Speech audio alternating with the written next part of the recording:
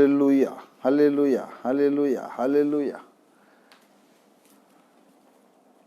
We have entered a new day, entered into Saturday. శనివారపు తొలి ఘడియలలో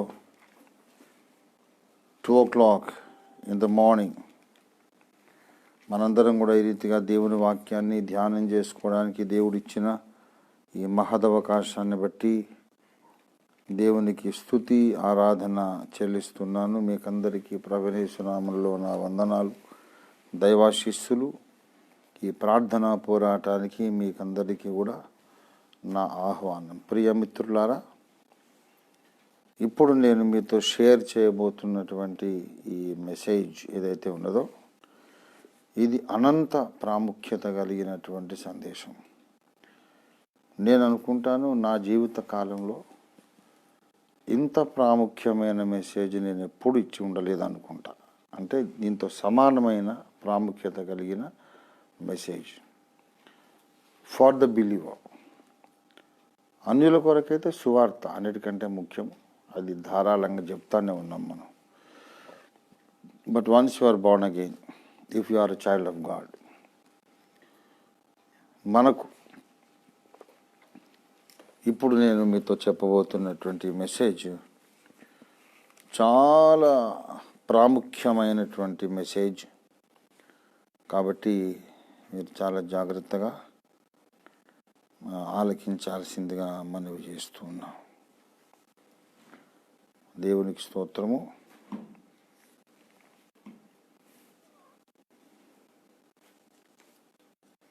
రెండవ కొరింథీ పత్రిక మూలవాక్యముగా 2వ కొరింథీ పత్రిక 1వ అధ్యాయము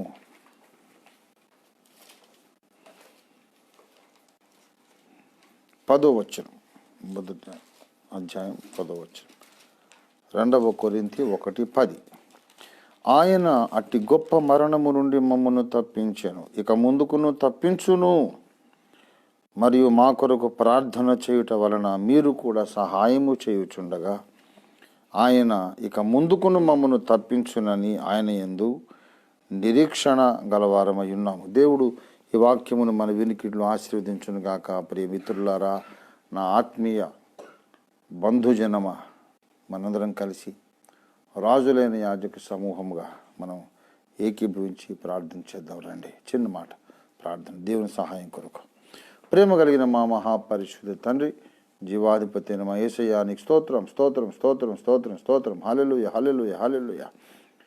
ఇదిగో నేను ఒక నూతన క్రియ మీ మధ్య జరిగించుచున్నాను, ఈనాడే అది మొలుచును, దాన్ని మీరు ఆలోచింపరా అని మీరు సెలవిచ్చిన మాటను మేము స్వతంత్రించుకుంటున్నాం, జ్ఞాపకం చేసుకొని మిమ్మల్ని స్తుతిస్తున్నాం. ప్రభువా,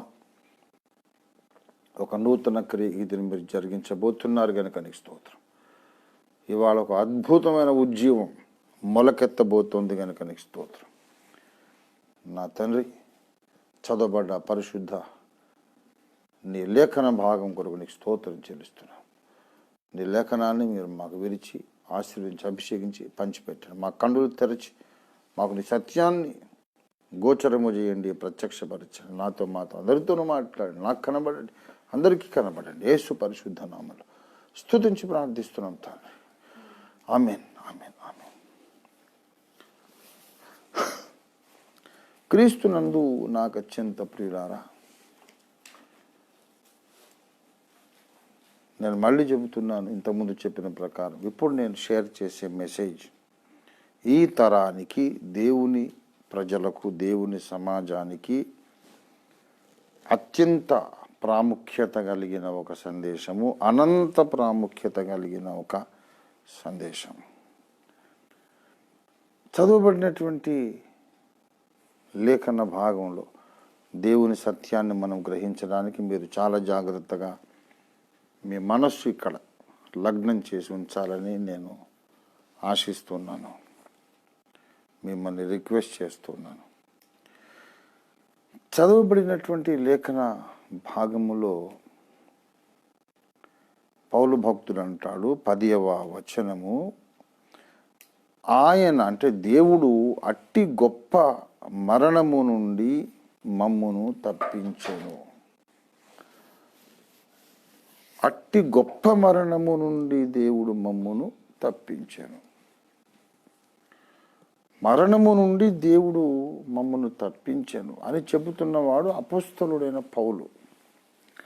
ఈ పౌలే ఫిలిప్పీయులకు రాసి ఏమన్నాడంటే, నా మట్టుకైతే బ్రతుకుట క్రీస్తే, చావైతే లాభము. ఇదే పత్రిక ఫిలిప్పీ నాకెందుకు, ఈ 2వ కొరింథీ పత్రికలోనే 5వ అధ్యాయంలో చెప్తాడు, మేము ఈ దేహమును విడిచిపెట్టి ప్రభువునొద్ద నివసించాలని మేము ఇష్టపడుచున్నాము అన్నాడు. 8వ వచనం 2వ కొరింథీ 5:8. కావున దేహమందు ఉన్నను ఇట్లు ధైర్యము కలిగి ఈ దేహమును విడిచిపెట్టి ప్రభువునొద్ద నివసించుటకు ఇష్టపడుచున్నాము. అంటే మరణించడం అన్నమాట. ఈ దేహాన్ని వదిలేసి ప్రభు దగ్గర ఉండాలని ఇష్టపడుతున్నాము అన్నాడు. బాగుంటుంది కదా. మరి ఈ దేహాన్ని వదిలేస్తే ఏ జబ్బులు ఉండవు. జబ్బులు ఏవైనా వచ్చేది ఈ దేహానికి కానీ ఆత్మకు కాదు. ఆత్మకున్న ఒకే ఒక పాప రోగాన్ని యేసు రక్తం స్వస్థపరిచింది, తొలగించింది, బాగు చేసింది. Our inner man spirit, they are healed forever by the blood of Jesus. ఇప్పుడు బీపీలు, షుగర్లు, వేరే జబ్బులన్నీ కూడా ఈ దేహానికి, మట్టి దేహానికి, బలహీనమైన దేహం, మంటి ఘటం, దీనికే వస్తాయి. కనుక ఈ దేహాన్ని వదిలేసి దేవుని దగ్గర ఉండాలి, పరదేశంలో దేవదూతల మధ్యలో ప్రభువుని ముఖాముఖి చూస్తూ ఉండాలి అని మిగుల ఆశపడుచున్నాము అన్నాడు. చావైతే లాభం అంటాడు. ఈ దేహాన్ని వదిలేసి వెళ్ళాలని ఇష్టపడుచున్నామంటాడు. మళ్ళీ ప్రభు అట్టి గొప్ప మరణము నుండి మమ్మను తప్పించాను అంటాడు. అంటే పైపైన చూస్తే పౌలు భక్తుడు తన్ను తానే ఖండించుకుంటున్నాడు. ఇది స్వయం ఖండన అని మనకు అనిపిస్తుంది, అలా కనబడుతుంది. Apparently Paul is contradicting himself అనిపిస్తుంది.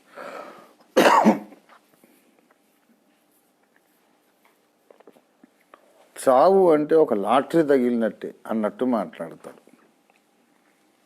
చావు అయితే లాభము. ఎందుకు? క్రీస్తునందుండి మృతునందు మృతులు ధన్యులు. క్రీస్తునందు ఉండి మృతునందు మృతులు ధన్యులు. వారు తమ ప్రయాసములు మాని విశ్రాంతి పొందుతారు, వారి క్రియలు వారి వెంట వెళ్ళము. కాబట్టి చావైతే లాభము అన్న తర్వాత మళ్ళీ అట్టి గొప్ప మరణము నుండి దేవుడు తప్పించడం ఏంటి? తప్పించాల్సిందా అసలు మరణం అనేది? మరణం అనేది లాభం అంటున్నావు కదా. 1 కోటి రూపాయల లాటరీ తగిలినట్టే. 1 కోటి రూపాయల లాటరీ నాకు తగలాల్సి ఉండింది, కానీ అట్టి గొప్ప లాటరీ నుంచి ప్రభువు నన్ను తప్పించారు అని చెప్తే ఎలా ఉంటుంది? 10 కోట్లు 50 కోట్లు వచ్చేది ఉండింది, కానీ దేవుడు తప్పించేశాడండి.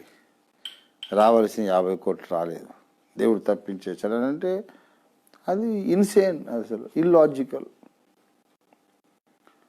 చావైతే లాభం అంటాడు, దేవుడు నన్ను లాభం నుండి తప్పించాడంటాడు. ఏదో తిరకాసి. We are missing a point here. 2 పౌలే చెప్పాడు కదా, మనం ఈ దేహాన్ని వదిలేసి వెళ్ళిపోవాలని ఇష్టపడుతున్నాం అంటాడు, దేవుడు తప్పించాడంటాడు. గనుక దీంట్లోంచి ఒక థాట్ డ్రా చేయాలి. దీంట్లో నుంచి మనం ఒక తలంపును సేకరించాలి. అదేంటంటే మరణము 2 రకాలు. మరణము 2 రకాలు. మనకు లాభకరమైన మరణము వేరు, మనం తప్పించుకోవలసిన మరణం వేరు. చావైతే లాభము అనేది ఎప్పుడు పడితే అప్పుడు, ఏది పడుతుంది, ఎలాంటి మరణమైనా లాభమే అని కాదు. మనము తప్పించుకోవాల్సిన మరణం ఉంది,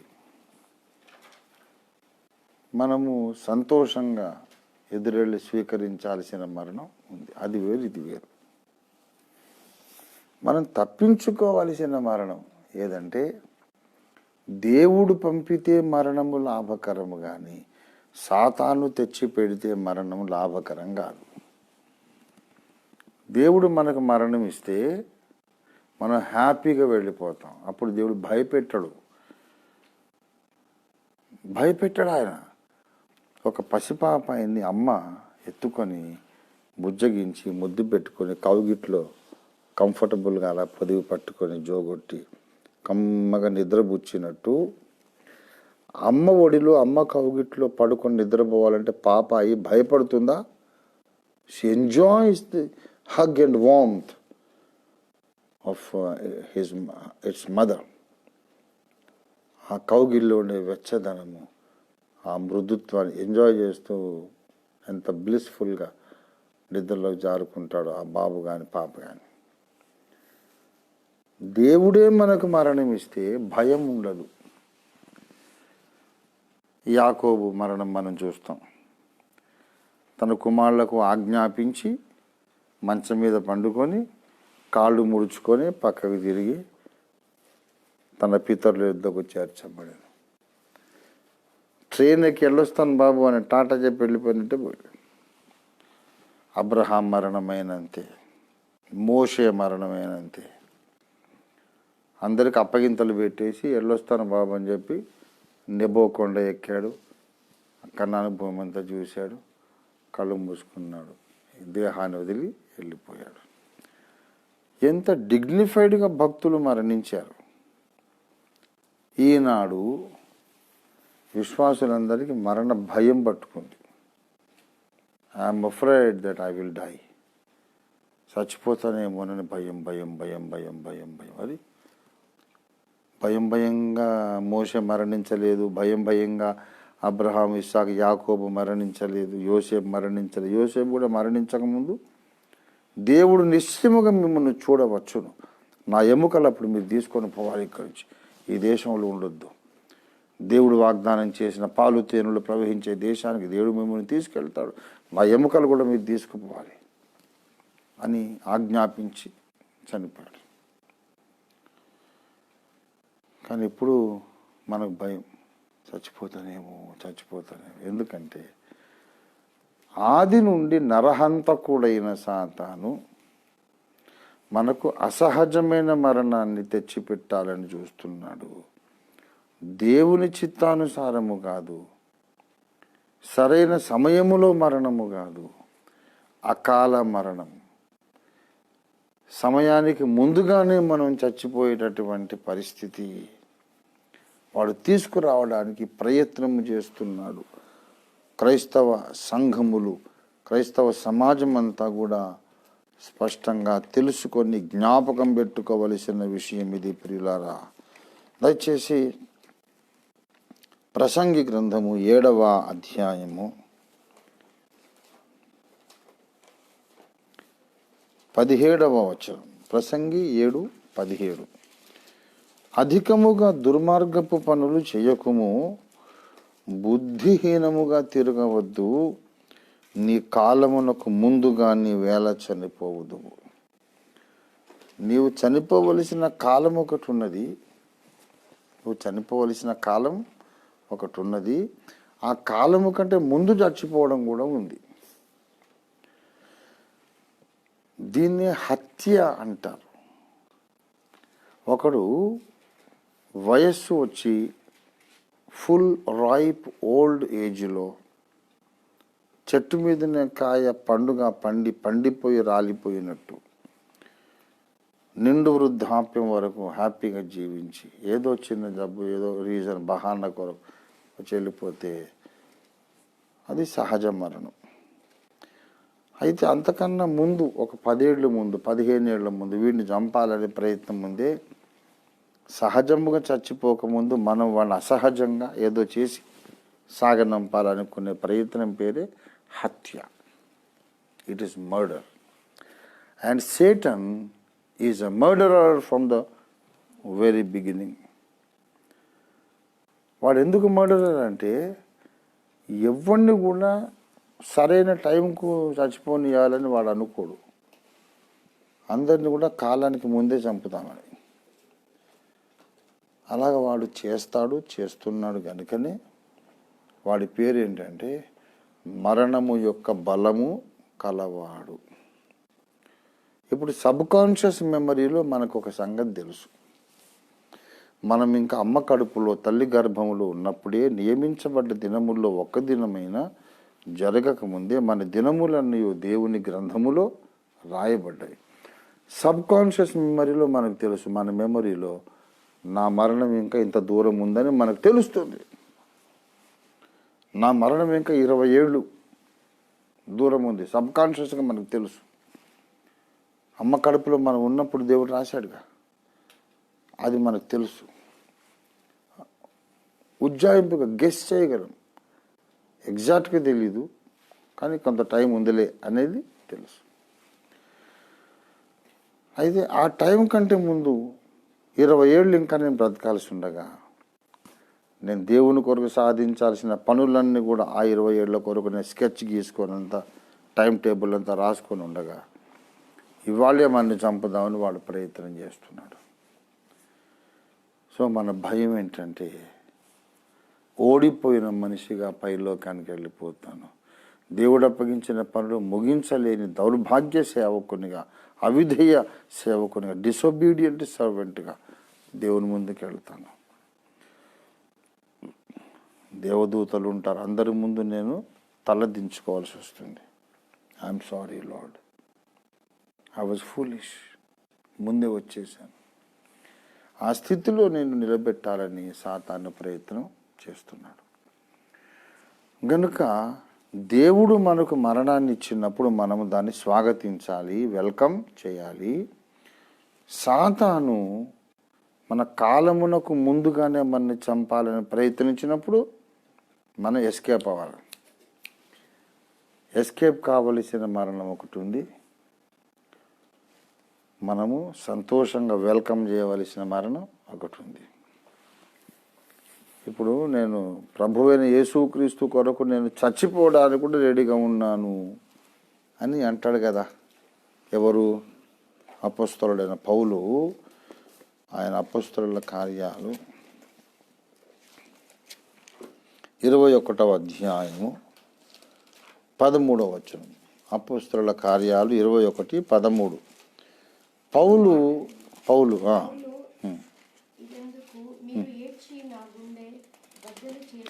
మీరు ఏడ్చి నా గుండె బద్దలు చేసేదరే ఎలా? నేనైతే ప్రభువైన యేసు నామము నిమిత్తము బంధించబడుటకు మాత్రమే గాక యేసునామము కొరకు చనిపోవుటకును సిద్ధంగా ఉన్నాను. యేసయ్య నామం కొరకు చావడానికైనా సిద్ధమే అని చెప్పిన మనిషి అట్టి గొప్ప మరణము నుండి ప్రభు మమ్ములను తప్పించాను. అదేంటి మరి? సెల్ఫ్ కాంట్రడిక్షన్ కదా. పోవాల్సి ఉండింది. మరణం వచ్చినప్పుడు థ్యాంక్ యూ లార్డ్, మంచి అవకాశం ఇచ్చాడు, ఎక్కెళ్ళిపోవాలా. కానీ దేవుడు మమ్మల్ని అట్టి గొప్ప మరణము నుండి తప్పించాను. మా జీవితంలో ఒక దశ ఉండింది, మిక్కిలి గొప్ప దుఃఖముతో మనం భారముతో కురింగిపోయాం. మేము చచ్చిపోతామనే నమ్మకం మా మటుకు మాకు కలిగింది. మేము ఇంత భారం మేము పడలేం, ఇంత బాధ భరించలేం, ఇంత వేదన మేము భరించలేం, ఇంక అయిపోయింది, చచ్చిపోతాము అని మేము కన్విన్స్ అయిపోయాం. కానీ దేవుడు ఒక అద్భుత కార్యం చేశాడు, వచ్చి మమ్మల్ని ఆ గొప్ప మరణము నుండి తప్పించాడు. అది సాతాను ప్లాన్ చేసినటువంటి మరణం, సాతాను తెచ్చిపెట్టిన మరణాపాయము. సాతాను సమయమునకు ముందు మనల్ని ఎలాగ చంపగలడు? దేవుని చిత్తములోనే ఉంది కదా. నా కాలగతులు నీ వశం ముందున్నవి కదా. సామెతల గ్రంథం 31 కీర్తనల గ్రంథం 31వ కీర్తన 15వ వచనం చూడండి.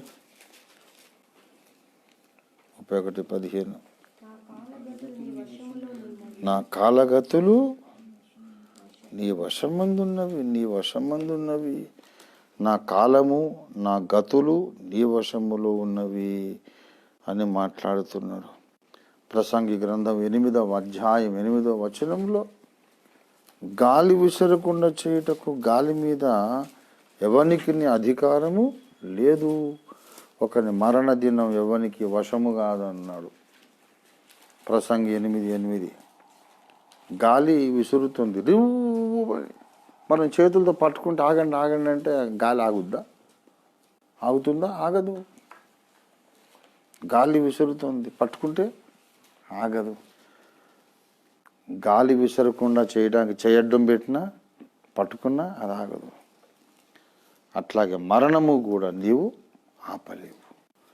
ఒకని మరణ దినం ఎవనికి నీ వశము కాదు. కానీ మరి మరణ దినం ఎవరికి వశం కాదు అంటే దేవుడు నిర్ణయించిన రోజే ఎవడైనా చచ్చిపోవాలి. మరి కాలానికి ముందుగా చచ్చిపోవడం ఏంటి? ఇక్కడే ఒక తిరకాసు ఏంటంటే, మరణము యొక్క బలము కలిగిన వాడు సాతాను. వాడు మనుషులను ఆది నుండి నరహంతకుడై ఉండి ప్రతి మనిషి తన కాలం కంటే ముందే చచ్చిపోవాలని వాడు ప్రయత్నాలు చేస్తున్నాడు.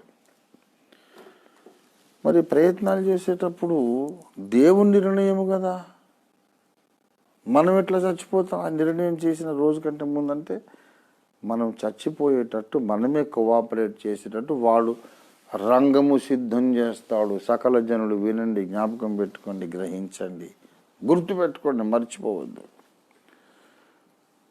వాడు ఎంత తెలివిగల బద్మాష్, ఈవిల్ జీనియస్ అంటారు వాడిని. Evil genius. ఎటువంటి ఈవిల్ జీనియస్ అంటే, ఒకరిని చంపాలంటే వాడు రంగం అంతా సిద్ధం చేసుకుంటూ వస్తాడు. దాన్ని దేవుడు కూడా కాదనలేడు. వీని ఇంకా 2020 కాదు, 2030లో 40లో వీని చంపాలనుకున్నాను నేను, దేవుడు. కానీ ఇప్పుడు 2020లో వీడు చచ్చిపోక తప్పదు. I have to allow his death అని దేవుడు కూడా కోఆపరేట్ చేయాలి. ఆ విధంగా వాడు చేస్తాడు. ఫర్ ఎగ్జాంపుల్, జీవము మరణము నాలుక వశం. Life and death are in the power of the tongue. వాడు ఏం చేస్తాడంటే, మనని చంపాలనుకుంటే మొట్టమొదటి విషయం, మన లోపల చాలా వైరాగ్యం అనేది మనలో బాగా పుట్టించి లోకం మీద ఆశ లేకుండా చేసినట్టు వాడే చేసి, ఈ లోకం శాశ్వతం బ్రదరు, మనం ఎంతసేపు ఉంటాము, నేను వెళ్ళిపోతాను, నా లైఫ్ ఎప్పుడు పోయినా నాకు ఇష్టమే, దేవుని దగ్గరికి వెళ్ళిపోతా అని నీ డెత్ గురించి నీవే కొన్ని వందల సార్లు మాట్లాడేటట్టు చేస్తాడు. పెద్దలు మన భారతదేశంలో అశుభం పలుకొద్దురా అని చెప్తారు. ఎందుకు? తథాస్తు దేవతలు ఉంటారు, వాళ్ళకి ఇంకో పని ఉండదు, ఉద్యోగం ఉండదు, ఇదే ఉద్యోగం. నువ్వేం మాట్లాడినా తథాస్తు తథాస్తు తథాస్తు తథాస్తు అంటుంటారు. ఇది జోక్ కాదు. ఆ తథాస్తు దేవుని పేరే యేసయ్య. ఆమేన్ అనువాడు అంటే తథాస్తు అనువాడు. ఊరికే నెగిటివ్ మాట్లాడతారు కొంతమంది. పిల్లల్ని ఆడుకున్న పిల్లల్ని పిలవాలంటే, పొర ఎక్కడ చచ్చావురా, సావడం. ఎవరికైనా జరగకూడదు జరిగిందనుకో, బస్సు మిస్ అయింది, ఏదన్నా చచ్చావురా, ఏదైనా చచ్చావు, ఎప్పుడు సాగు గురించి మాట్లాడాడు. కొడుకు వచ్చేదో అడుగుతున్నాడు, బలపం కావాలి, పలక కావాలి, చాక్లెట్ కావాలి, ఏదో కావాలి, ఏదో తొందరగా చెప్పిసావురా, ఏంటి నసుగుతున్నావు, సరిగా చెప్పిసావు, ఎక్కడ చచ్చావురా, తొందరగా వంట చేసి చావే అని భర్త భార్యను కోపడతాడు. అన్నీ negative negative negative negative negative. ఎందుకు తెలుసా? నీ నాలుకతో నువ్వు పలికే దానిని సృష్టికర్త అయిన నీ తండ్రి గౌరవిస్తాడు. కలుగునుగాక అని ఆయన పలికితాన్ని కలిగినాయి. ఆయన పిల్లలమే మనం కూడా పలికేది జరగాలని దేవుడు నియమము, శాసనము విధించి పెట్టాడు. కాబట్టి నీ డెత్ గురించి నువ్వు ఎక్కువ మాట్లాడడానికి వాడిని ప్రేరేపిస్తాడు. ఈ లోకంలో ఏముందిలేండి, దేవుడు పిలిస్తే వెళ్ళిపోవడమే మంచిదని ఊరికే నువ్వు పలుకుతావు చూడు, అది భక్తి అనుకోకు. You are playing into the scheme of the devil. You are playing into his plan. వాడు చేసిన కుట్రలోనికి నువ్వు వెళుతున్నావు. యోబు అంటాడు, నేను ఏది జరుగునని భయపడి తిను అదే నా మీదికి వచ్చా.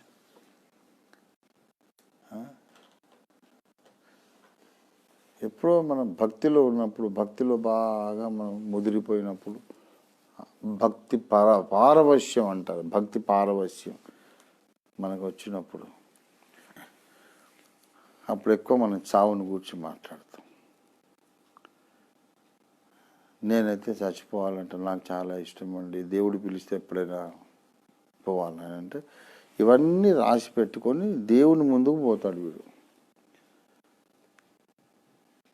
నీ నాలుక ఏది పలికితే దాని ప్రకారంగా నేను చేస్తాను. నువ్వు చెప్పావు కదా, మరి వీడు 10,000 సార్లు నేను చచ్చిపోతానని మాట్లాడాడు. నీ వచనం యథార్థమైన సత్యమా కాదా? యెహోవా తండ్రి చెప్పు. జీవమైన మరణమైన మానవుని నాలుక వశములో, భక్తుని నాలుక వశంలో ఉంది. వీడు 10,000 సార్లు నేను చేస్తాను అన్నాడు. Will you honour your word or not? इसको मार डालो. At least I will kill him, you don't come in my way.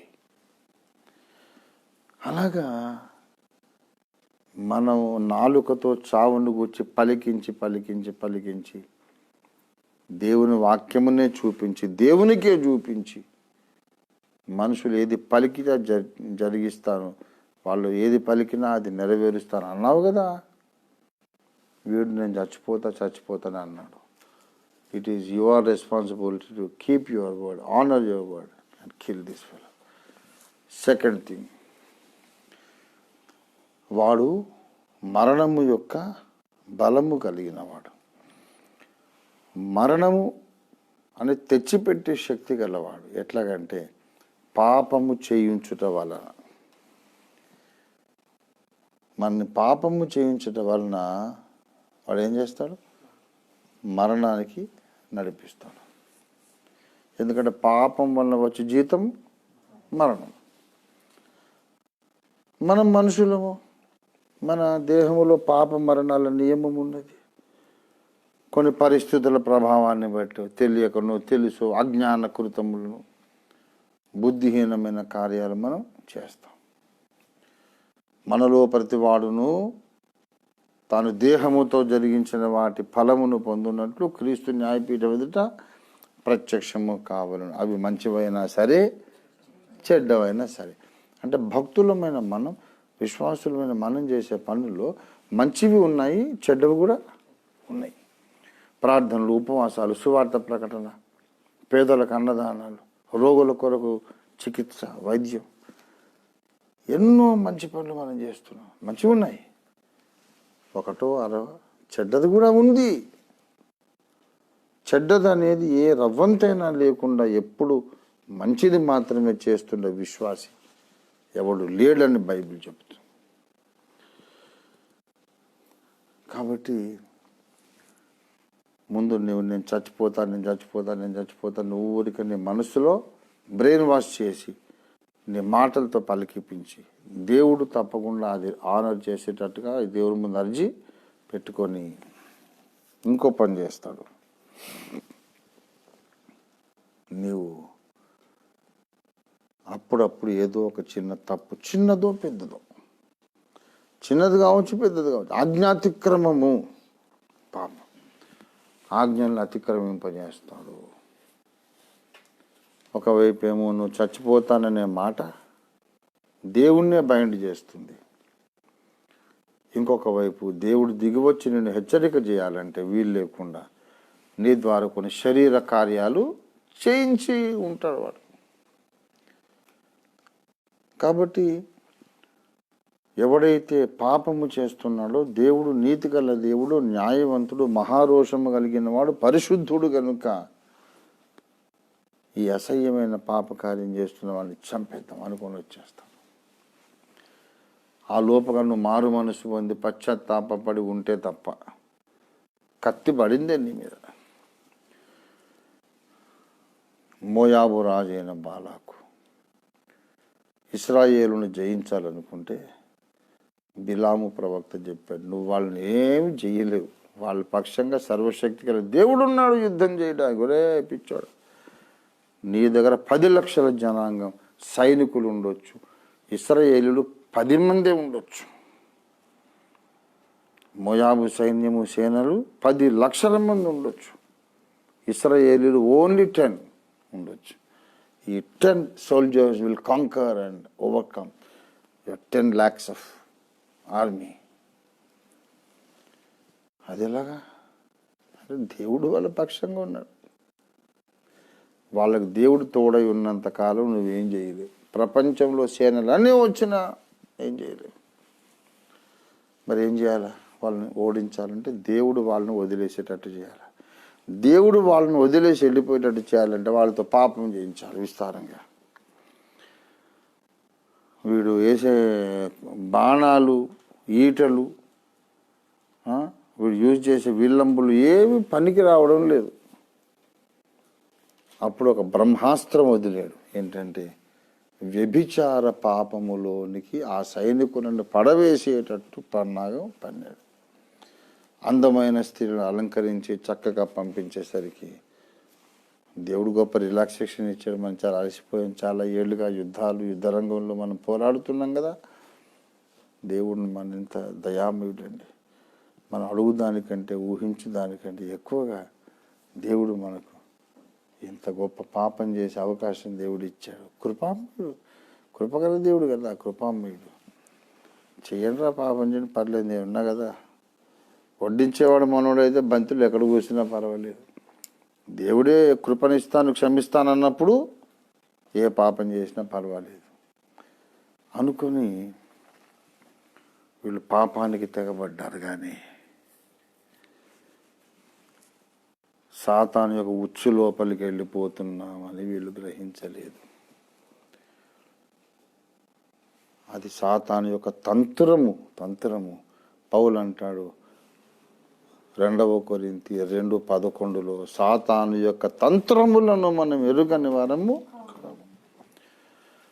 మిద్యానీయులు తమ తంత్రముల వలన మీకు బాధకులై ఉన్నారు. మోయాబు రాజైన బాలాకు బిలాము నేర్పించిన తంత్రమును ఉపయోగించి ఇశ్రాయేలును దెబ్బకొట్టాడు. యాక్చువల్గా వాళ్ళు చచ్చిపోవాల్సిన ఏజ్ కాదు అది. కానీ యవనస్తులు పాపము చేసి దేవుని దృష్టికి కోపానికి గురై దేవుని చేతనే చంపబడ్డాడు. అసలు ప్రొటెక్ట్ చేద్దామని వచ్చిన దేవుడే వాళ్ళని చంపాల్సి వచ్చింది. అంటే devil can plan your death before your time. అర్థమైందా? ఇంతసేపు చెప్పిన దాన్ని అర్థం ఏంటంటే, దాని సందేశం సారాంశం ఏంటంటే, నీవు కాలానికి ముందే చచ్చిపోయేటట్టు కొన్ని పరిస్థితులను సాతాను సృష్టిస్తాడు. సృష్టించి దేవుడు కూడా బైండ్ అయి ఉండేటట్టు కొన్ని వాక్యాలు చూపిస్తాడు. ఇప్పుడు మాంత్రికులు సేవకులను ప్రాణాలు తీసేవాళ్ళు చాలామంది ఉన్నారు. ఎంతోమంది పాస్టర్లను మంత్రాలు చేసి చంపారు, చెప్పి చంపారు. ఫలానా పాస్టర్ మీద నేను మంత్రాలు చేస్తున్నాను, మీరు ఎవరికైనా దమ్ముంటే ఆపుకోండి, మీరు ఏం ప్రార్థనలు చేస్తారో తపస్సులు చేస్తారో మీరు చేసుకోండి, మీకు ఎంత దమ్ముందో మీరు చేసుకోండి, మా దమ్మేంటో మేము చూపిస్తాం. ఈ రోజు 80వ రోజుకు వాడు చచ్చిపోతాడు, లెక్కేసుకోండి అని చెప్పి చూసి మంత్రాలు చేశారు. కరెక్ట్గా 79th డే 88th డే వాడు చచ్చిపోయాడు. ఆ పాస్టర్ గారు చచ్చిపోయాడు. ఎలా జరుగుతుంది ఇది అంటే వాడు వాక్యమునే ఆధారముగా చేసుకొని దేవుడు కూడా సాతాను యొక్క ప్లాన్ని ఆనర్ చేసేటట్టు వాడు వ్యవహారం చేస్తాడు. ఒక పరిస్థితిని వాడు ప్లాన్ చేసి స్కెచ్ గీసి సృష్టిస్తాడు. వాడు నేను చచ్చిపోతాను 10,000 సార్లు అన్నాడు కనుక వాడు చావాలి. ఆజ్ఞాతిక్రమమే పాపము, పాపానికి వచ్చే జీతం మరణము కనుక వీడు చాలాసార్లు ఆజ్ఞను అతిక్రమించాడు కనుక వీడిని చంపాలి. ఇలా చేసినప్పుడు దేవుడు ఏ న్యాయమును బట్టి ఆ మోయాబు రాండ్రతో వ్యభిచారం చేసినప్పుడు కత్తి లేపినాడు. పాపము చేస్తూ ప్రభు బల తీసుకుంటున్న వీరి మీద దేవుడే కత్తి లేపాల్సి వస్తుంది. తల్లి గర్భములో పిండముగా ఉన్నప్పుడు రాసిన మరణదినం కాదు, దానికంటే ముందు, బిఫోర్ డ్యూ టైం. ఎన్నో కారణాలను బట్టి ముందుగానే నిన్ను చంపాలని సాతాను ప్రయత్నం చేస్తున్నాడు. అలాగే అపోస్తలుడైన పౌలును కూడా వాడు చంపాలని ప్రయత్నం చేశాడు. సాతాను తీసుకొచ్చిన మరణం అది సహజ మరణం కాదు. సహజ మరణం అయితే పౌలు ఎందుకు పారిపోతాడు, ఎందుకు తప్పించుకుంటాడు? నేను తల్లి గర్భంలో పిండముగా ఉన్నప్పుడు దేవుడు రాసిన దినం, నా జన్మదినం రాశాడు, నా బాప్తిస్మ దినం, నా వివాహ దినం, నా మరణ దినం అని రాసి పెట్టాడు. ఆ దినం ప్రకారం నేను చచ్చిపోతున్నా అనుకుంటే పౌలు దాన్ని తప్పించుకోవాలని ప్రయత్నం చేయడు. కానీ పౌలును ఆ టైం రాకముందే చంపాలని సాతాను ప్రయత్నం చేశాడు కనుక అట్టి గొప్ప మరణము నుండి నన్ను దేవుడు విడిపించను. ఇవాళ నేను చెబుతున్నాను, అందరూ వింటున్నారు, నేను చెప్తున్నాను. ఎంతోమంది పాస్టర్లను మంత్రాలు చేసి చంపినటువంటి ఈ మాంత్రికుడు ఇవాళ రంజిత్ తోఫీర్ గారిని చంపాలని ప్లాన్ స్కెచ్ గీసుకొని ఉన్నాడు. నేను ఇప్పుడు ఈ లైవ్ ద్వారా నేను మీ అందరి ముందుకు వచ్చా. ఎందుకంటే మీరందరూ నా కొరకు ప్రార్థన చేయాలి. నేనైతే చచ్చిపోదలుచుకోలేదు, చాలాసార్లు చెప్పా. నేను కొన్నిసార్లు భక్తుడిలాగా నేను మాట్లాడుతుంటే 2 ఫేసెస్ చూస్తుంటాను. నేను దేవుడు ఏ క్షణాన పిలిచినా వెళ్ళిపోవడానికి రెడీ. మరణం అంటే భయం లేదు. I'm willing to die and go and be with the Lord. I want to be absent from the body. I want to be present with the Lord అని వైరాగ్యముతో, భక్తితో కూడా నేను మాట్లాడుతుంటే 2 ఫేసులు కనిపిస్తాయి నాకు. ఒకటేమో సాతాను ఫేస్, వాడు చాలా పరమానందంగా వంకర చూపులు చూసి వాడిని చూసి నవ్వుతుంటాడు. దొరికేవరా, మాకు దొరికేవరా. దేవుని ముఖాన్ని చూస్తాను, దేవుడు నన్ను జాలిగా చూస్తుంటాడు. రే, ఎందుకు అట్లాంటి మాటలు మాట్లాడతాం? అలా మాట్లాడేవంటే నువ్వు నా కొడుకు కనుక నేను నీ స్టేట్మెంట్ను గౌరవించాల్సి వస్తుంది. జీవాధిపతినైన నా సంకల్పం కాకుండా మరణం యొక్క బలము కలిగిన అపవాది సంకల్పమే నెరవేరుతుంది. ఎందుకురా అలాంటి మాటలు మాట్లాడతాం? మనం ఇప్పుడు నిరీక్షణ కలిగిన మాటలు మాట్లాడాలి. ఆ మరణము నుండి దేవుడు నన్ను తప్పించాడు అన్నాడు పౌలు భక్తుడు. అలాగే పాత నిబంధన భక్తుడు దావీదు యొక్క స్టేట్మెంట్ మనం చూద్దాం దయచేసి. 118వ కీర్తన 17వ వచనం, సామ్ నంబర్ 118, 17th verse. నేను చావను చెప్పండి. సజీవుడనాయి. నేను చావను. అందరు చెప్పండి. నేను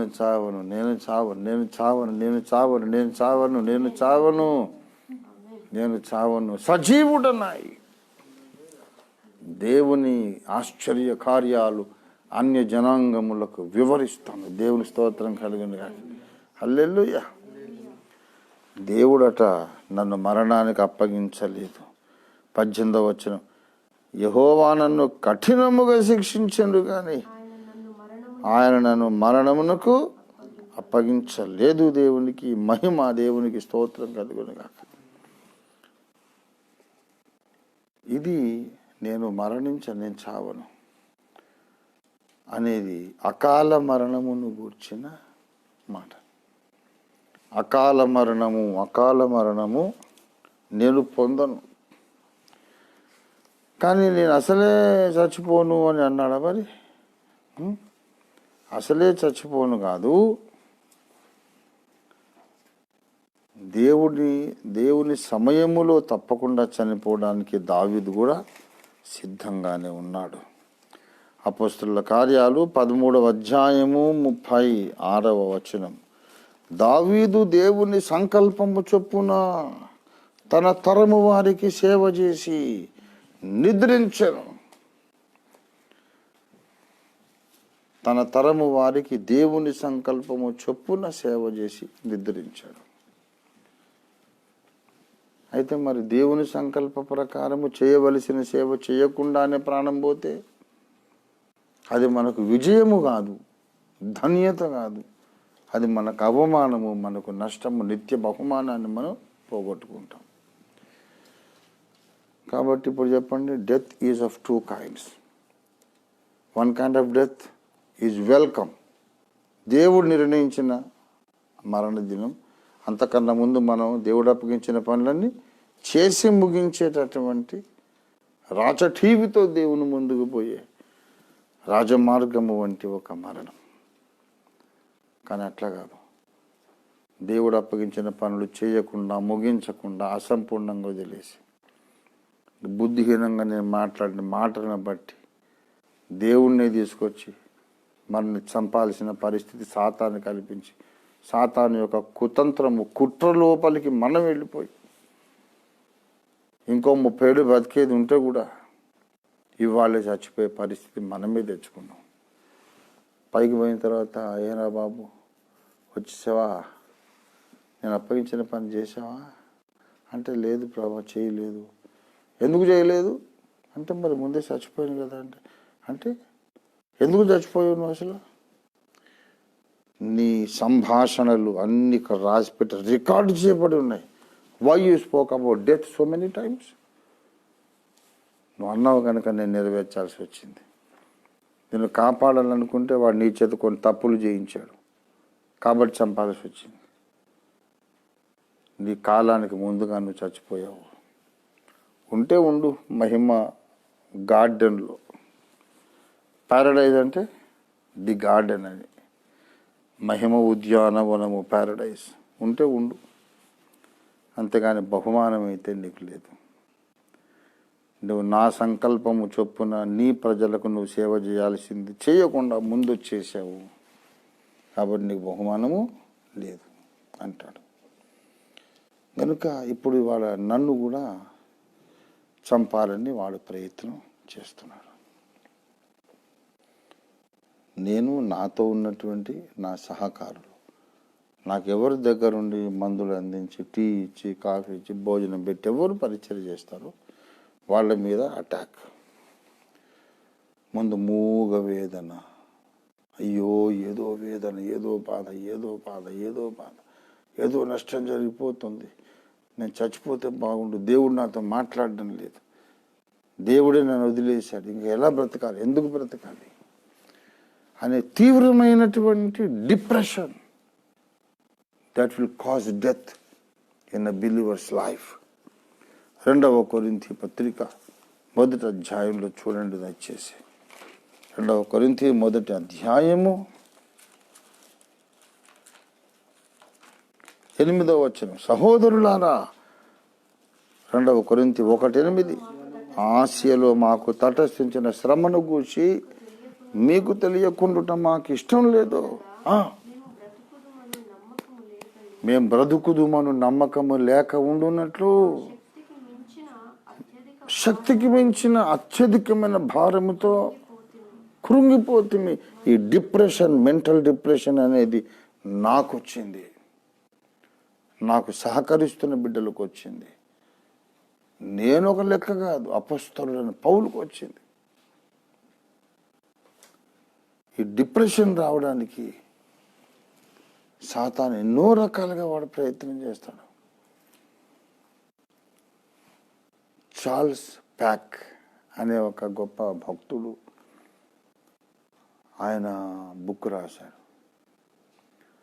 the personal hell called hypoglycaemia అని. The personal hell called hypoglycaemia. Hypo అంటే less than the stipulated levels,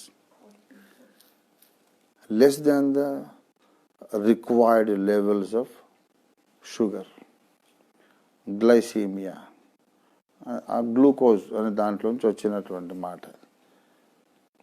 glucose అంటే షుగర్ యొక్క ఇంకొక టెక్నికల్ నేమ్ గ్లూకోజ్ అంటే.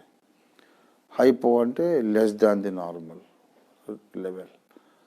హైపర్ అంటే high, more than what required అని.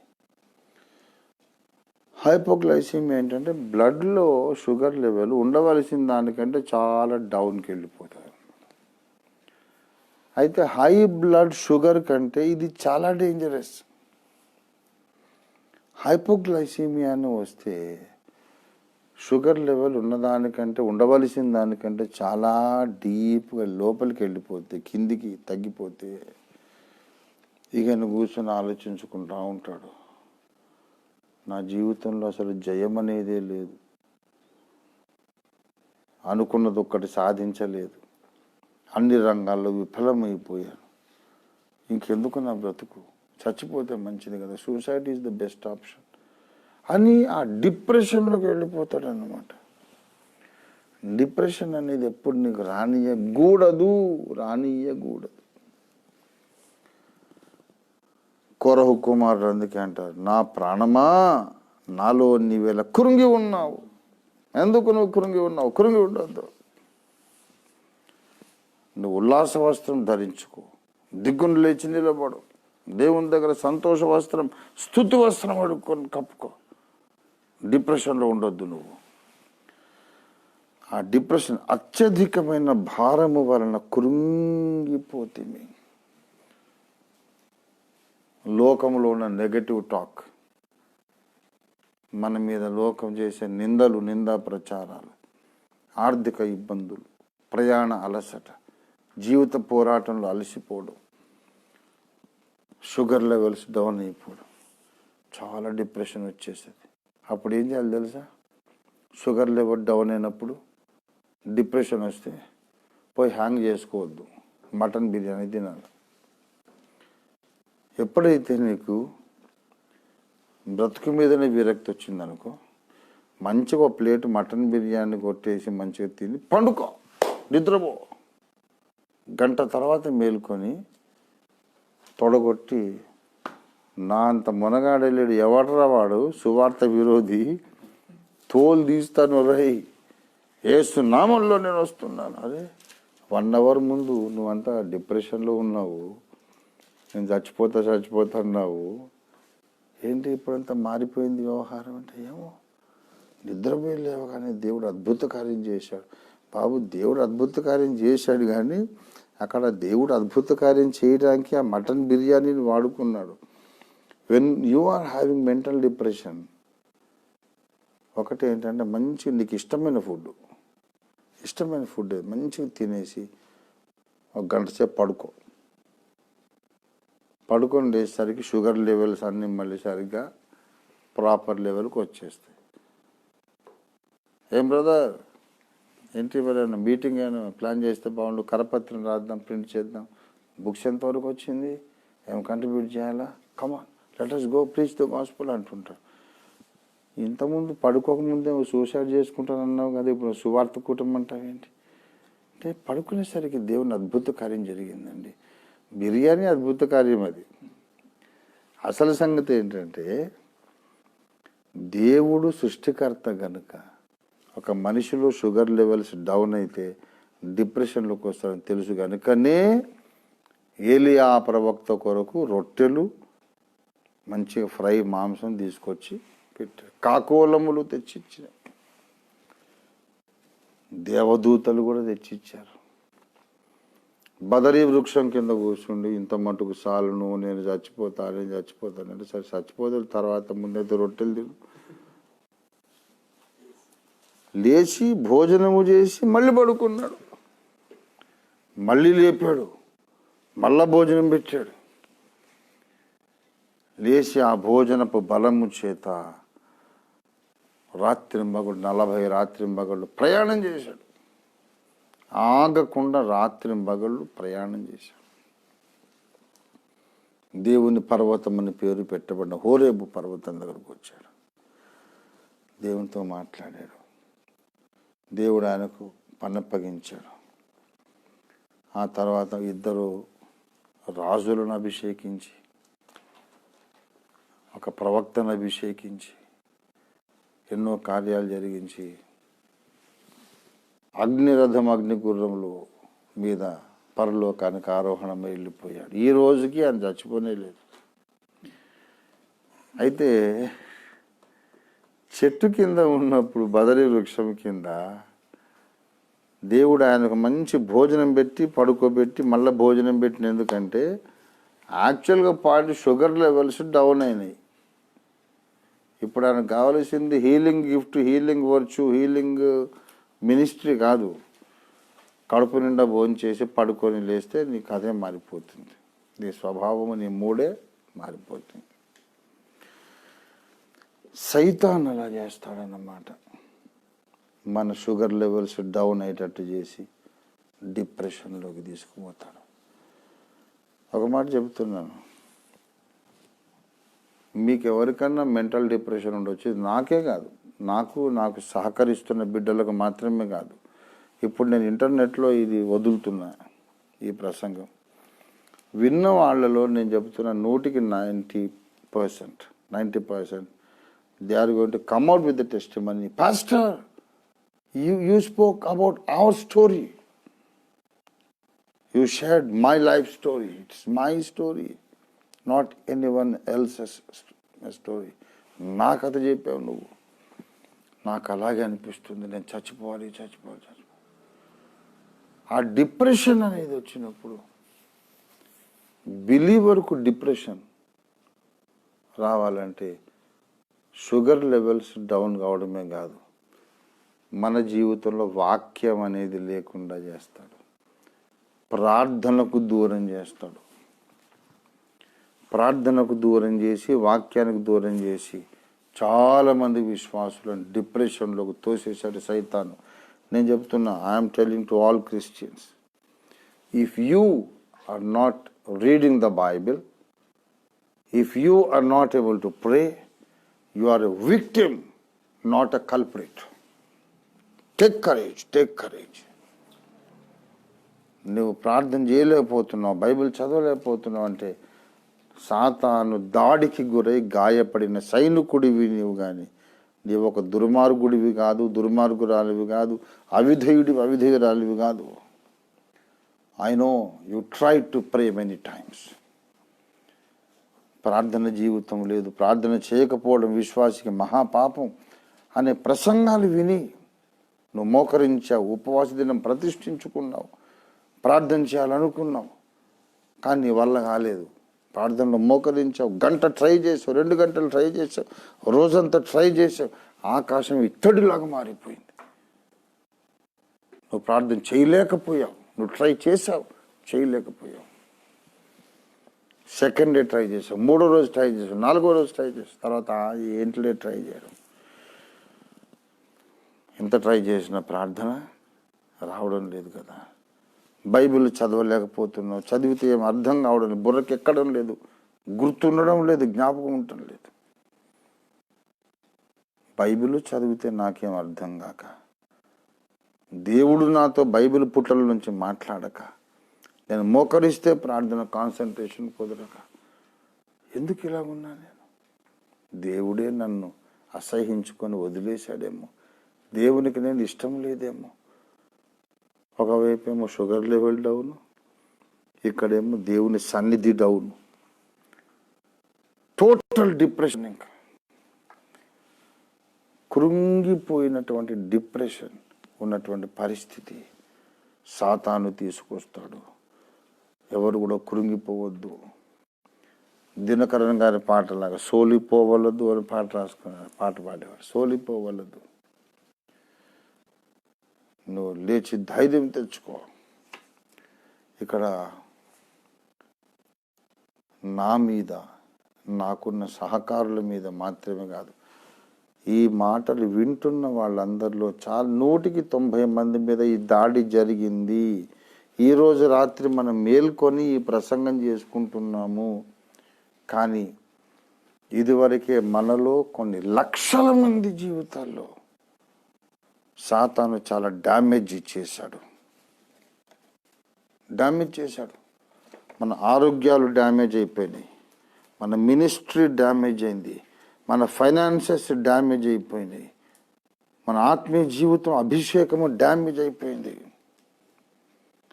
మన ప్రాణము వెళ్ళిపోవడానికి సిద్ధమై మన ప్రాణాన్ని, శరీరాన్ని కట్టేసి ఆ తీగే సన్నగా మిగిలిపోయింది. నామ మాత్రం ఎప్పుడు పుట్టుకోమని తెగుతుందో తెలియదు. Already death has worked in our life. Death has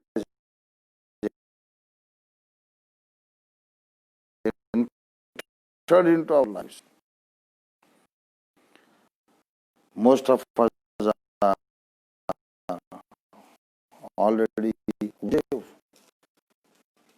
ఒక పెట్టేసాం అందరూ, మిగతా సగం ఈ మిగిలిన కాలు కూడా తీసుకెళ్ళి సమాధిలో పెట్టాలి.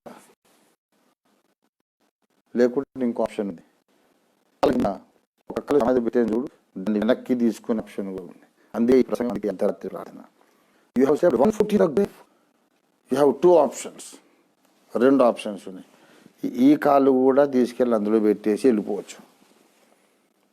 లేకుంటే నువ్వు కొంచెం తెలివిగా ప్రవర్తిస్తే అక్కడ పెట్టిన కాలు, సమాధిలో పెట్టిన కాలు వెనక్కి తీసుకొని, నేను ఇప్పుడు పోను, దావీదులాగా నేను చావను, సజీవుడనై యెహోవా గొప్ప కార్యాలు వివరిస్తాను, ఈ గొప్ప మరణం నుండి దేవుడు నన్ను తప్పిస్తాడు అని మనం ఆ కాలు వెనక్కి తెచ్చుకోవచ్చు. ఇవాళ నేను మీకు పిలుపునిస్తున్నాను. నన్ను చంపాలని మాంత్రికులు ప్రయత్నం చేస్తున్నారు. క్లియర్ కట్గా చెప్తున్నా. ఇప్పుడు ఆ చేసే బద్మాష్ గాళ్ళు కూడా వింటుంటారు ఈ ప్రసంగం, వాళ్ళు ఎక్కువ వింటారు. నేను దేవుని ప్రజలందరికీ పిలుపునిస్తున్నా. రంజీ తోఫీర్ అంటే ఇష్టం లేనోళ్ళు ఉన్నారు. రంజీ తోఫీర్ అంటే ఇష్టం లేనోళ్ళు ఉన్నారు. వాళ్ళ సంగతి వదిలేసేయండి. నేనంటే ఇష్టం లేనోళ్ళు, నేను చచ్చిపోయిన మరణ వార్త ఎప్పుడు విందామా అని ఎదురు చూస్తూ ఉంటారు. వాళ్ళ పాయింట్ ఏంటి?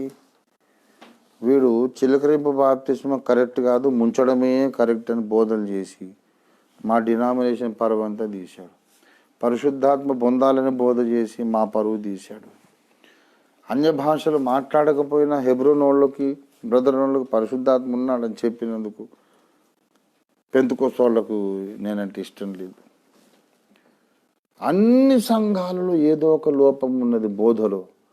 అందరి దగ్గర నేను నేర్చుకున్నాను, అందరికీ ఏదో కొంత నేర్పించాను. అందరి దగ్గర నేర్చుకున్నాను కనుక నాకు వాళ్ళంటే అభిమానం. అందరికీ నేను ఎంతో కొంత నేర్పించాను కనుక మెయిన్ లైన్ చర్చెస్ అందరికీ నేనంటే ద్వేషం.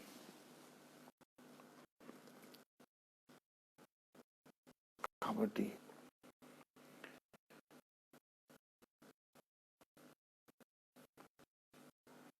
నేనంటే ఇష్టం లేని వాళ్ళు అన్ని డినామినేషన్స్లో ఉన్నారు.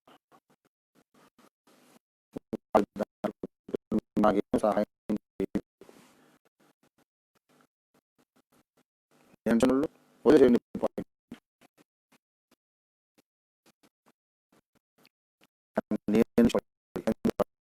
పొందాను. ఆయన ద్వారా సంశయాలు, సందేహాలు తెలుసుకున్నారు. నా ద్వారా మీరు పొందానని మీకు నిజంగా సాక్ష్యం ఇస్తుంటే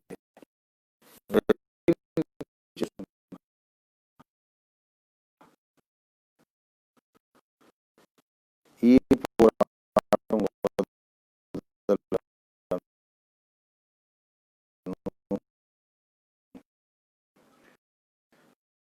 every midnight I spend time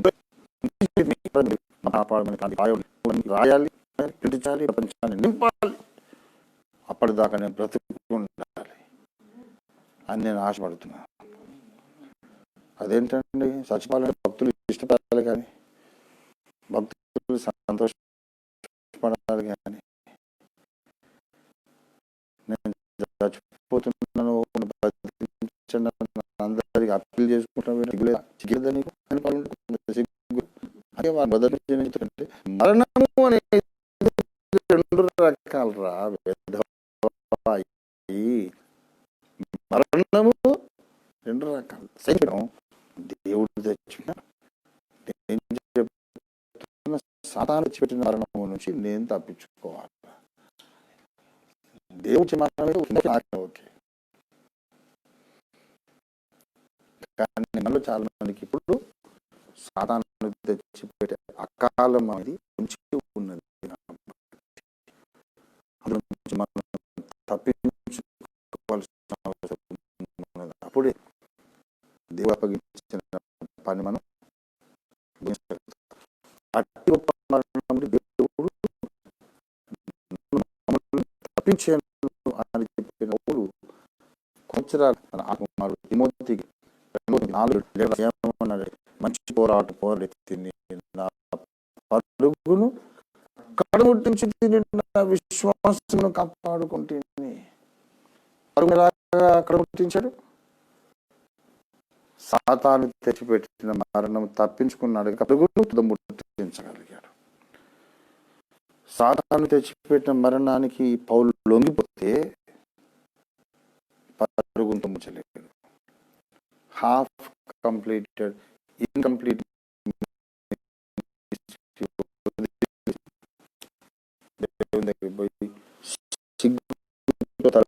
నిలబడాల్సి వస్తుంది.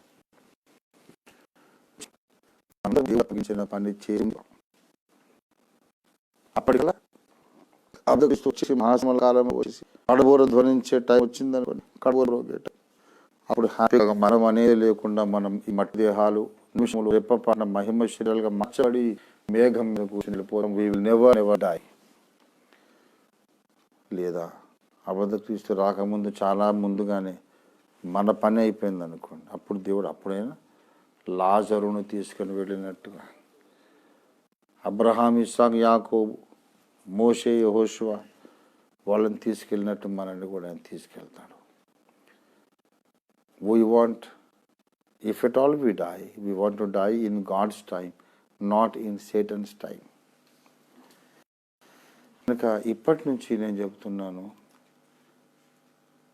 నా కొరకు నా శిష్యులందరూ స్పెషల్గా ప్రార్థన చేయండి.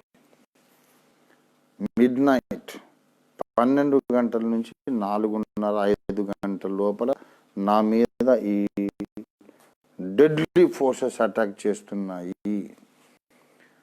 అదే టైంకు all ophirists must be in prayer. Ophirist మీరు ఒక్కొక్క ఊర్లో షిఫ్ట్ వేసుకోండి. All night prayer. మీరు ఒక నలుగురు ఒక రాత్రి, వాళ్ళు నెక్స్ట్ పడుకొని ఇంకో నలుగురు ఇంకో రాత్రి, అలాగా బ్యాచెస్ వైజ్గా వేరే వేరే షిఫ్ట్స్ మార్చుకొని all office I want to pray, I want you to pray for me and pray for each other. నేనే కాదు కదా, మీకు కూడా డిప్రెషన్ అనున్నా. ఈ సూసైడల్ టెండెన్సీస్ తెచ్చిపెట్టేటటువంటి సూసైడల్ ఆత్మహత్యా ప్రయత్నం చేయాలి అనే దుర్మార్గం ఆలోచన తెచ్చే దుష్ట శక్తులను మనం బంధిస్తూ ప్రార్థన చేద్దాము. ఎవరు కూడా ఆత్మహత్య చేసుకోండి. ఆత్మహత్య చేసుకుంటే డైరెక్ట్గా అగ్నిగుండంలో పడతారు. మళ్ళా మీ ప్రార్థన దేవునికి ఎప్పుడు వినబడదు, దేవుని స్వరం మీకు ఎప్పటికీ వినబడదు. దేవుడు మాట్లాడు, మీరు మాట్లాడితే దేవుడు వినబడదు. శాశ్వతంగా మీ ఫేట్ సీల్ అయిపోతుంది. అక్కడికి మిమ్మల్ని తీసుకుపోవాలని సాతాను యొక్క ప్రయత్నం. బాధపడుతున్నాను, వేదన పడుతున్నాను, ఈ బ్రతుకు నేను ఈడవలేను, చచ్చిపోతే ఏదో చేసుకుని చచ్చిపోతే ప్రశాంతంగా ఉంటుంది. చచ్చిపోతే ప్రశాంతంగా పిచ్చోడా, అగ్నిగుండంలో పడతావు. చచ్చిపోతే ప్రశాంతం ఏంటి? చచ్చిపోతే ప్రశాంతత రాదు. సూసైడ్ చేసుకొని చచ్చిపోతే ఉన్న ప్రశాంతత కూడా పోయి అగ్నిగుండంలో పడతావు. Never commit that foolish mistake. బ్రతుకుదాం అంటే మన బ్రతుకు శాంతి లేదండి.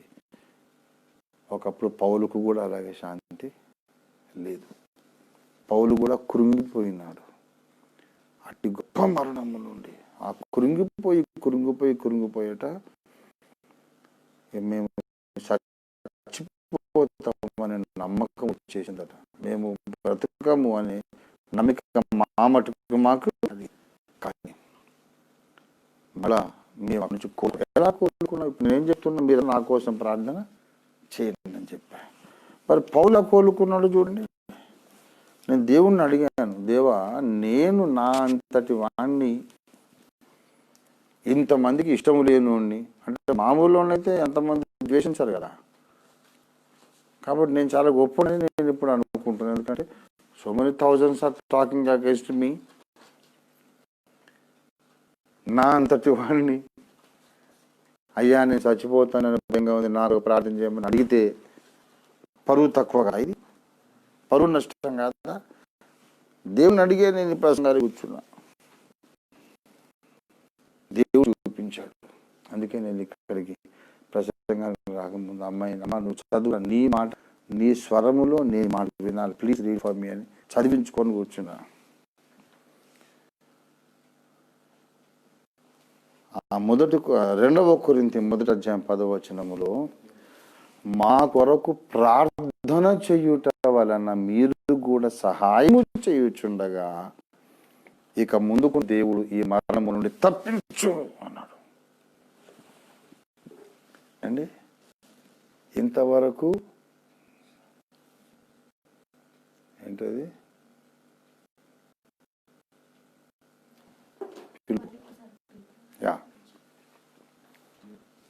దేవుడు అతి గొప్ప మరణము నుండి మమ్మలను తప్పించను, ఇక ముందుకును తప్పించును. చూస్తారా? 2 కొరింథీ 1:10. అతి గొప్ప మరణము నుండి దేవుడు మమ్మల్ని తప్పించను, ఇక ముందుకును. అంటే ఇట్లాంటి ప్రయత్నాలు, ఈ చేతబడులు, ఈ మంత్ర ప్రయోగాలు ఇక ముందు కూడా ఉండే అన్నమాట. ఇంతవరకు దేవుడు తప్పించి ఇక ముందుకు తప్పించును. ఏమంటాడంటే, మీరు కూడా మా కొరకు ప్రార్థన చేయటం వలన మీరు కూడా సహాయం చేయుచుండగా. 3వ ఆకాశానికి వెళ్ళొచ్చిన పౌలు కొత్త నిబంధనలోని సగభాగము రాసినటువంటి పౌలు 27 పుస్తకాలలో 14 పుస్తకాలు పౌలే రాశాడు. Half of the new testament రాసినటువంటి కొత్త నిబంధన సిద్ధాంతకర్త అయినటువంటి అపొస్తలుడు. ఎన్నో అద్భుత కార్యాలు చేసి యుగములలో తరములలో మరుగైన దేవుని సత్యాలను మర్మములను బోధించినటువంటి పౌలు. ఆయన ఏమంటారంటే, మీరు నాకు సహాయం చేయుచుండగా. మరి పౌలు భక్తునికే విశ్వాసుల ప్రార్థన సహాయం అవసరమైతే రంజిత్ తోఫీలకు అవసరం లేదా? అంటే నేనేం సిగ్గుపడను. సిగ్గెవరి ముందు సిగ్గుపడాలి? అందరూ మనం ఒక శరీరమే కదా. క్రీస్తు శరీరంలో నేను ఒక అంగము అవయవము, మీరు ఒక అవయవం. క్రీస్తు శరీరంలో నా సాటి అవయవాలు. ప్రార్థన చేయండి. మీరు ప్రార్థన చేస్తే దేవుడు నన్ను అకాల మరణము నుండి తప్పిస్తాడు. దేవుని స్తోత్రం కలిగినగా. నేను సిగ్గుపడను. నాకు అకాల మరణం వద్దు. దేవుడు నిర్ణయించినప్పుడు నా పరుగు తుదముట్టించిన తర్వాత ఏం చేస్తాడో చూసుకొని, నా పరుగు తుదముట్టించక మునుపు అకాల మరణము పాలు చేసి పరిచయం నష్టపరచడానికి సాతానుకు మనం అవకాశం ఇవ్వదు. దేవునికి స్తోత్రం కలిగేగాక. హల్లెలూయా. కాబట్టి ఇది మొదలుకొని మళ్ళీ పిలుపునిస్తున్నాను. నేను ఓఫీరిస్తుని, ఓఫీర్ గారు నా ఆత్మీయ తండ్రి, నా గురువు, నాకు దేవుని సత్యము నేర్పించిన నా గురువు ఆయన. అన్ని నమ్మకము, గౌరవము, అభిమానం నా మీద ఉన్నోళ్ళు, పిల్లలు కానీ, పెద్దలు కానీ, స్త్రీలు కానీ, పురుషులు కానీ, మీరు ప్రతి రాత్రి ప్రార్థన చేయండి. 12 కాగానే ప్రార్థనలో మోకరించండి. మీరు 2 గంటల దాకా చేస్తారో, 3, 4 మీ ఓపిక.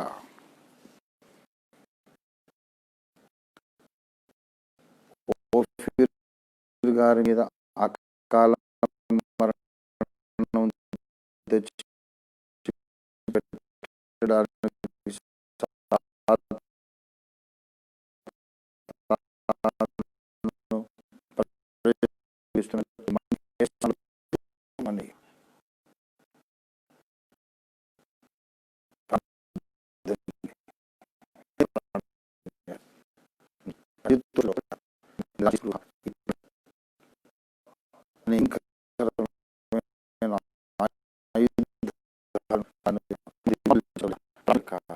గుండె పగిలిపోతున్నారు. తెచ్చుకుంటాను. ఈ రోజు నుండి మంచి బైబిల్ స్టడీ రేపు జామున ఎంజాయ్ చేయాలి. దేవునికి స్తోత్రం కలిగినాక. ఇప్పటిదాకా ప్రార్థన చేయలేనటువంటి విశ్వాసులందరూ మోకరించగానే పరలోకము తెరవబడి యెహెజ్కేలు, దానియేలు చేసినటువంటి అద్భుత ప్రార్థన చేయగలగాల. Every Christian must enjoy personal prayer hour, personal hour Bible study. అందరం ఒకరి కోసం ఒక ప్రార్థన చేసుకొని, నేను మీ కొరకు ప్రార్థన చేస్తాను. బైబిల్ స్టడీ ఎంజాయ్ చేయని క్రైస్తవులు ఎవరు ఉండదు. ప్రార్థనా జీవితాన్ని ఏకాంత ప్రార్థన గడి ఎంజాయ్ చేయకుండా ఏ క్రైస్తవుడు ఉండదు. The holy spirit must come down. పరిశుద్ధాత్మ రావాలా, ప్రతి ఒక్కరిని ముట్టాల. మన మరణమును ప్లాన్ చేసేటప్పుడు నేను చెప్తున్నా, సాతాను ద్వారా కొన్ని తప్పులు చేపిస్తాడు, కొన్ని తప్పు చేయిస్తాడు. చేసి మోయాబు రాండ్రతో వీడు తప్పు చేశాడు కనుక దేవా వాడిని చంపేసి, దేవునితో చంపించాడు. సాతాను చంపలేదు, మోయాబు రాజు చంపలేదు, దేవుడే వచ్చి చంపేశాడు. కనుక మనము అకాల మరణములను తప్పించుకోవాలనుకున్న వాళ్ళు సింపుల్గా చెప్పండి ఒక మాట. అకాల మరణాన్ని తప్పించుకోవాలనుకున్న వాళ్ళందరికీ సింపుల్గా చెప్తున్నా, మోకరించి ఒకరోజు ఉపవాస ప్రార్థన చేసి, దేవా నా దోషములు, నా పాపములని నేను ఒప్పుకుంటున్నాను, నన్ను క్షమించమని ఒకరోజు కన్ఫెషనల్ ప్రేయర్లో గడపండి. నేను చెప్పిన ఈ ప్రార్థన పోరాటం మొదలు పెట్టకముందు ప్రతి ఒక్కరు తమ కొరకు తాము ఒప్పుకోలు ప్రార్థన చేసి, తమ దోషాలు చిన్నయో పెద్దయో, తెలుసో తెలియకనో, అజ్ఞానాన్ని బట్టో, మూర్ఖత్వాన్ని బట్టో, మనం చేసిన తప్పులన్నీ యేసు రక్తంలో కడుక్కొని స్నానం చేసి శుచిర్భూతులమై అప్పుడు అకాల మరణము తెచ్చిపెట్టే సకల చీకటి శక్తులను యేసు నామములో బంధిస్తున్నాం. దేవుని భక్తులను ప్రార్థన చేయకుండా, బైబిల్ చదవకుండా చేస్తున్నాం, చీకటి శక్తులను యేసు నామములో బంధిస్తున్నాం అని 1000 మంది ఓఫీరిస్టులు ప్రతిరోజు ప్రార్థన చేయండి. సైతాన్ గాడు మనలో నీకు కానీ నాకు కానీ అకాల మరణం ఎలా తెస్తాడో మనం చూద్దాం. నేను చెబుతున్నాను,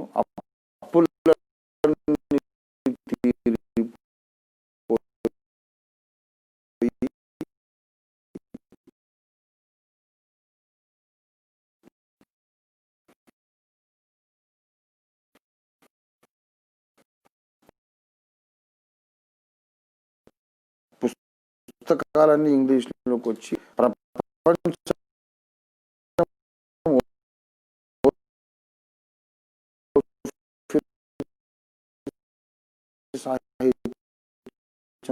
నింపడి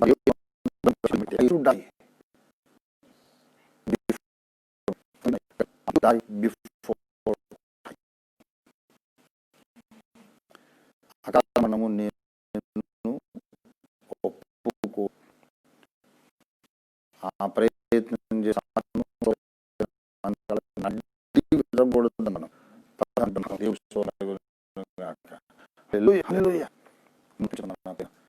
యెహోవా వశం, దేవుని స్తోత్రం. మన మరణం ఎవరికి వశం కాదు, కానీ టైం మనం దుష్టులు ప్లాన్ చేస్తాం. ఆ ప్లాన్స్ మనం బ్రతకాలి, దేవుని టైం వచ్చేదాకా బ్రతకాలి. దేవుడు అప్పగించిన పని పోరాడాలి, మన పరుగు పైకి మన ఇంటికి మనం ప్రార్థన చేసుకుంటాం.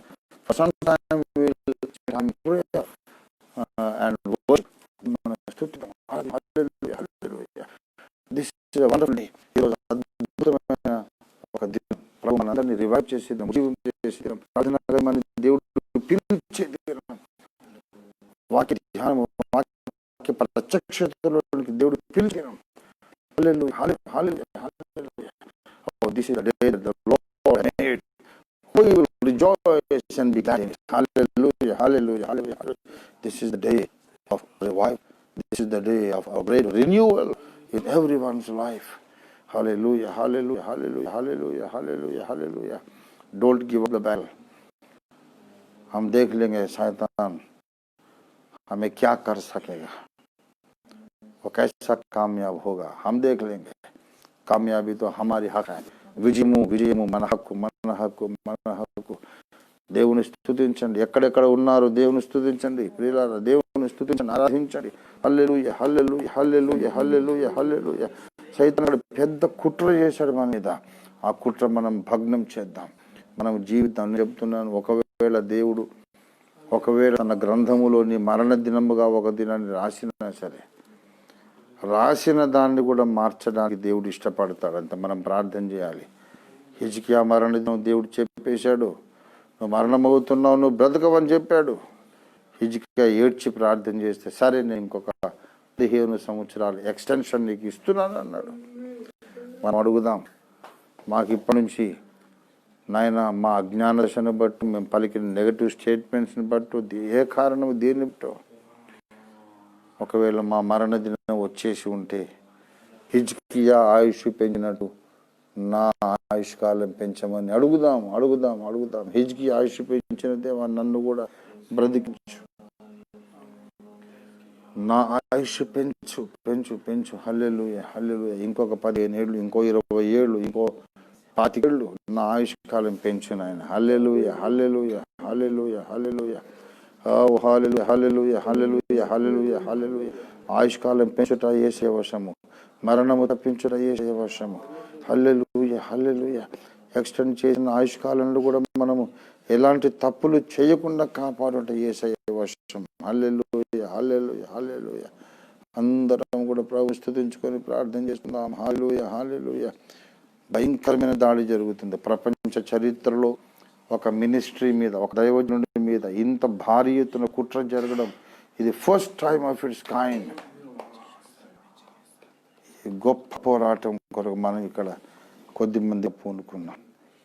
ఈ పోరాటం ఉధృతం కావాలి, నానాడికి ఎక్కువ కావాలి. అన్ని ఊళ్ళలో, అన్ని పట్టణాలు, అన్ని పల్లెలు, అన్ని గ్రామాల్లో, అన్ని దేశాలు, అన్ని ఖండాలలో సత్య సంబంధం అందరూ ఏకముగా వచ్చి, అందరూ కూడా ఏకముగా వచ్చి ప్రార్థన చేయాలి. మనం ప్రార్థన చేద్దాం. ఈ ప్రార్థన ఉద్యమాన్ని దేవుడు నిర్మించున్నట్లు మనం ప్రార్థన చేసుకుందాం. హల్లెలూయా, హల్లెలూయా, హల్లెలూయా, హల్లెలూయా, హల్లెలూయా, హల్లెలూయా, హల్లెలూయా, హల్లెలూయా, హల్లెలూయా, హల్లెలూయా, హల్లెలూయా.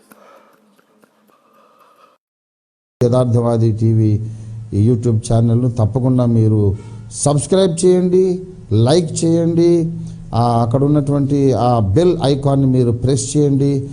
అప్లోడ్ అవుతున్నటువంటి ఈ యొక్క విశేషమైనటువంటి ప్రాముఖ్యత కలిగిన, సమకాలీన ప్రాధాన్యత కలిగినటువంటి అనేక సందేశాలు వెంటనే మీకు నోటిఫికేషన్ వస్తుంది. So without fail please like and subscribe the Yatharthavadi TV YouTube channel. God bless you.